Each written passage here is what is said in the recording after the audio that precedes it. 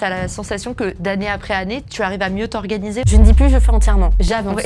Il vaut mieux avoir 2 bébés qui se portent bien que 3 bébés qui sont un petit peu à l'agonie. Si ça me stresse, ça se fait, c'est tout. J'ai arrêté de me dire que tout ça doit rentrer dans une journée. Trop de pression. Ça ne marche pas. Bonjour à tous et bienvenue dans Marketing Square. Aujourd'hui, on va parler de manager sa vie quand on a plusieurs projets, plusieurs idées, plusieurs choses à tester en même temps. Avec moi pour en parler, Esther du compte Estherium. Vous l'avez certainement vu passer sur pratiquement tous les réseaux sociaux. Elle a également plusieurs casquettes. Esther, bienvenue dans Marketing Square. Eh bien, coucou. Avant de passer à la suite, je te présente un bon plan qui va t'intéresser. Blank, c'est le sponsor de cet épisode et c'est aussi le compte pro préféré des indépendants. C'est le parfait premier investissement pour commencer à démarrer ton activité sereinement. Non seulement leurs comptes sont accessibles à partir de 6 € par mois, mais en plus, toute l'expérience est simplifiée. Pour que l'administratif ne soit plus un casse-tête, je te donne un exemple que tu ne verras nulle part ailleurs. Tu peux automatiquement déclarer tes revenus à l'URSSAF sans sortir de l'application Blank. Je te laisse découvrir par toi-même ce qu'on t'a préparé sur cette URL et surtout, je te souhaite une bonne écoute. Est-ce que tu peux nous raconter tes casquettes et comment elles sont arrivées sur ta tête? La première casquette, c'est agence de publicité digitale. Ensuite, la deuxième casquette, c'est arrivé au bout d'un moment où je me suis dit, ok, j'écris des vidéos pour d'autres personnes. Je comprends de plus en plus les codes des réseaux sociaux, mais la seule chose, c'est que je suis toujours cadrée dans un brief. J'écris pour les autres. J'aimerais bien avoir aussi ce moment à moi que je faisais avant, en fait, quand j'étais adolescente, même un petit peu plus tard, avant d'arriver chez Splasher, pour pouvoir totalement explorer ma créativité. Je me suis lancée sur les réseaux et là, troisième casquette activée, je suis devenue prof. Mais tu vois bien qu'il y a un lien en fait entre tout et c'est comme ça que j'arrive à gérer cette fameuse journée de 24 heures qui est certes très courte, où on dort très peu, mais au moins ça ne me perturbe pas trop comme si j'étais championne de pétanque et en même temps j'étais en train de construire une fusée. Tu dors très peu aujourd'hui? Alors j'essaie de changer ça. Je dors 5-6 heures, des fois un peu moins. Ouais. Ok, parce que tu travailles tard ou parce que tu te lèves tôt? Je me lève tôt et je travaille tard. Ok, j'adore cette expression, c'est en gros dernier parti, premier levé. Ah mais c'est complètement ça, c'est complètement ça. Mais tu sais, quand je te le dis, je me rends compte de...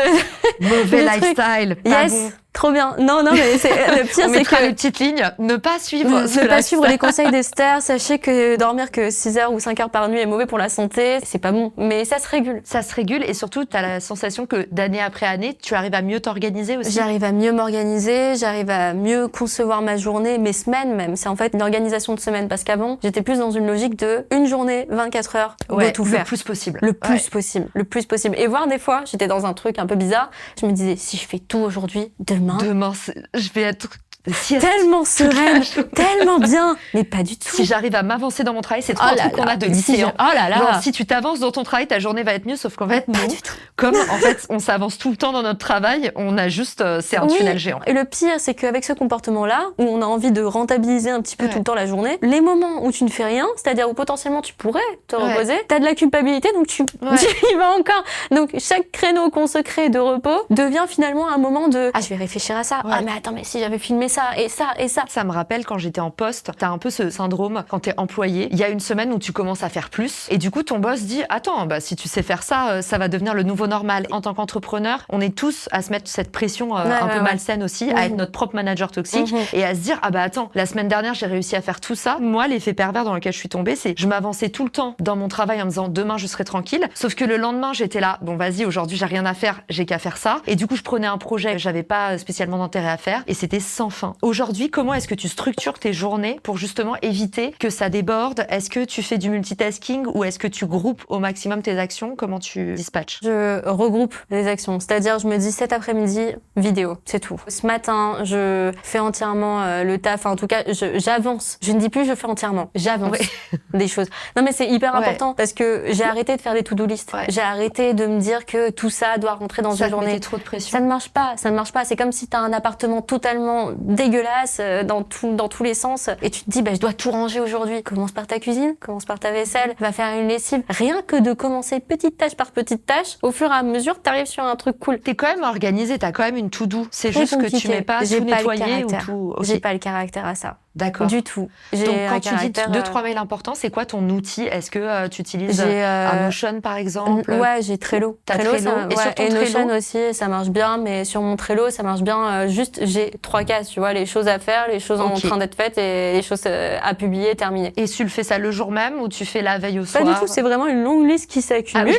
Ah non, mais vraiment, je ne veux plus me mettre de pression. La pression de me dire je dois faire absolument ça, tout ça aujourd'hui, je crève. Un truc tout bête sur les couleurs qui est intéressant, c'est sur Gmail, comme tu as plusieurs messageries, tu mets des couleurs et tu regardes ton agenda et tu regardes en fait le crossover justement. Ah bah tiens, oh waouh, il y a beaucoup de rouge, il y a beaucoup d'estérium. Ah, j'aime beaucoup la production de contenu. Et tu te rends compte sur un mois de comment sont organisées tes semaines hyper naturellement. Ça, limite, c'est une réflexion à se faire quand t'as la tête à peu près cadrée.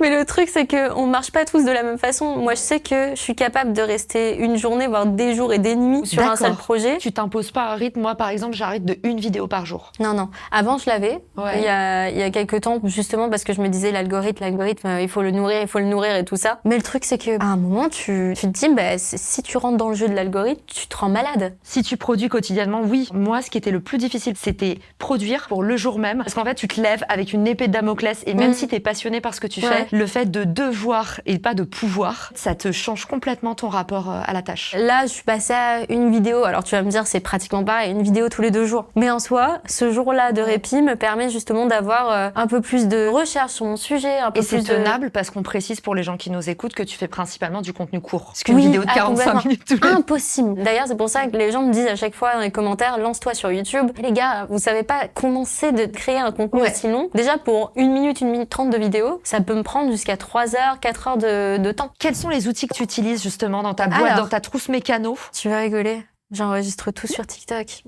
Il faut pas faire ça en plus. C'est juste parce que j'ai commencé comme ça et depuis, je pourrais faire la même chose sur CapCut en soi. Mais maintenant, je suis passée sur Premiere et CapCut. J'exporte ce que j'ai fait sur TikTok. Je fais un pré-montage, on va dire un dérush rapide et après, je le mets sur Premiere. Combien de temps ça prend un montage à peu près? 1 heure. C'est tout pour 30 secondes? 1h30, je pense. 1h30, le tournage, 15 minutes, en max. Ça dépend, j'imagine, ça dépend. Mais du coup, t'as quand même des petits bullet points pour ta prise de parole? Tu utilises une liste? Non, pas du tout.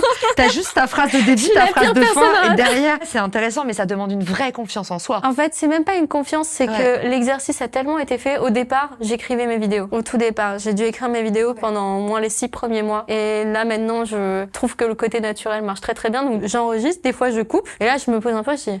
J'en suis où? Ok, allez, on repart, tu vois. Et c'est juste ça. Ou alors, je me dis, ok, je dois juste passer par ça. Juste ça et ça et ça. Mais après, ça s'enchaîne assez vite. Comment est-ce que tu t'outilles et comment est-ce que tu t'équipes? C'est quoi les gens qu'il y a autour de toi pour pouvoir gérer? Alors, tu nous as dit, t'as la partie gestion de projet, c'est une to-do list. Tu nous as dit toute simple Trello. Moi, j'utilise pas mal les notes de l'iPhone. J'aime bien les notes de l'iPhone pour faire des petites, au moins des cocher. Ouais, des petites cases à cocher ou alors une liste d'idées parce que je les oublie vite. Tu vois, le fameux moment où je deviens un peu euphorique, ça bouillonne, 2 heures plus tard, si je l'ai pas noté, la casserole, du matin ou du soir sur la créativité? Le matin. Le matin, comme beaucoup de personnes. Énormément. Toi aussi? Moi, je suis du soir. C'est à partir de 18h, je suis réveillée. Moi, j'ai créativité le matin, productivité le soir. Bizarre.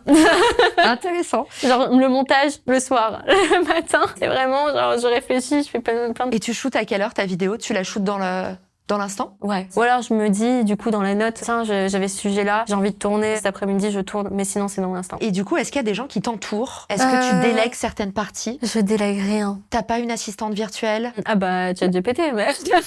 Sympa pour les assistantes virtuelles qui sont des vraies personnes et qui gèrent l'administratif des entrepreneurs.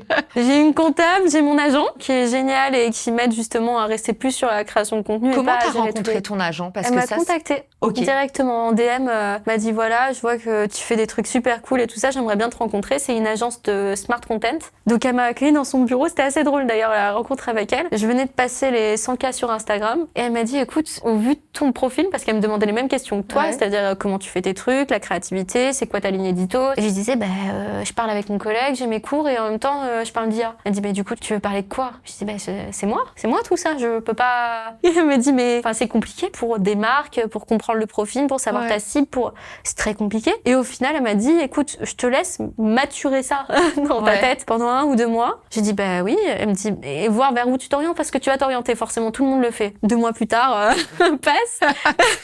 Elle me dit alors, j'ai dit je fais pareil et ça marche. Je J'aime bien ce que je fais, ça me plaît comme ça. Elle me dit bon bah allez, viens avec nous, c'est bon.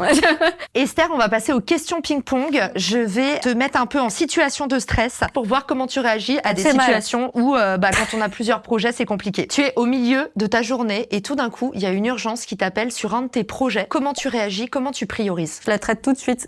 Peu importe ce qu'il y a autour. C'était, je te dis, si ça me stresse, ça se fait, c'est tout. Okay. Je veux éviter le stress. Il y a pas comme ça. Je la priorise tout de suite. S'il y a un autre truc qui était stressant avant, j'essaie de composer les deux, mais ça doit être fait dans l'heure.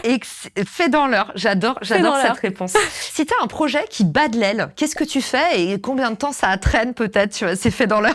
C'est défait dans l'heure. Je fais quelque chose sur lequel je suis bien et après je reviens dessus et peut-être les choses se débloquent. Est-ce que t'as déjà cuté un projet et comment t'as pris cette décision? En combien de temps? J'ai arrêté de faire intervenante en école. Maintenant, je le suis ponctuellement parce que tout simplement, c'était pas possible de composer avec toutes mes autres vies. Mes jours de cours, c'était des jours que je prenais sur mes jours de congé. Donc au final, je n'avais même plus de temps pour me reposer ou partir en vacances, ce qui ne marchait pas. Donc je me suis dit, ok, là, on arrête. Il vaut mieux avoir 2 bébés qui se portent bien que 3 bébés qui sont un petit peu à l'agonie ou alors qui ont trop faim. Ouais. Et pourtant, tu t'étais organisée pour que, en fait, pendant tes cours, il y ait de la création de vidéos. Exactement. J'avais les 3 qui marchaient bien comme ça, mais la seule chose, c'est que est-ce que du contenu sur mes cours vaut le coup que moi, je sois moins bien après sur tout le reste? Et sur ma santé aussi, et mentale. Il faut savoir faire des choix. Mes contenus courts, je les adore, mais voilà, la santé avant tout et le fait d'être satisfaite aussi de partout. Bonne transition, question santé mentale, parce qu'on sait que c'est...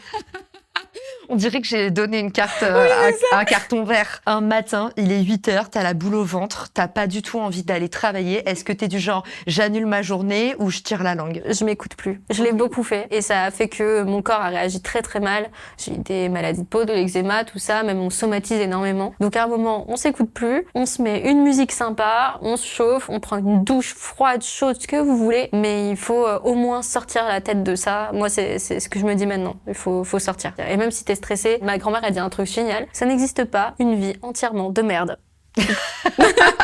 J'adore. On passe à une autre question santé mentale.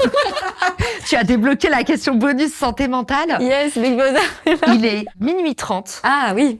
Et tu viens de te rendre compte que t'as un truc à rendre pour le lendemain à genre 7 ou 8 heures. Est-ce que t'es du genre j'y vais à fond ou est-ce que t'es du genre non, moi d'abord j'aurai un jour de retard? Si je me suis engagée, je le fais. Mais après, je m'organise pour pas que ça arrive. Okay. Si je me suis pas engagée et que je sais que ça peut prendre un peu plus de temps, là, tranquille, mais s'il y a engagement, c'est mort. On fait. Merci Esther d'être venue répondre à toutes mes questions. Il y en aura d'autres sous les commentaires. On vous attend. Où est-ce qu'on peut te retrouver et t'envoyer plein de messages? On peut me retrouver pour le moment sur Instagram, sur TikTok et apparemment bientôt sur YouTube parce que les shorts sont passés à 3 minutes. Donc je vais pouvoir mettre mes contenus sans les cuter. Et ça me fait vraiment plaisir. Merci beaucoup Esther d'avoir été avec nous. On vous mettra tous les bonus dans la newsletter et à très vite sur Marketing Square. Bye. Ciao. Si cet épisode te plaît, tu peux le partager en me taguant ou lui laisser 5 étoiles sur Apple Podcasts. Marketing Square.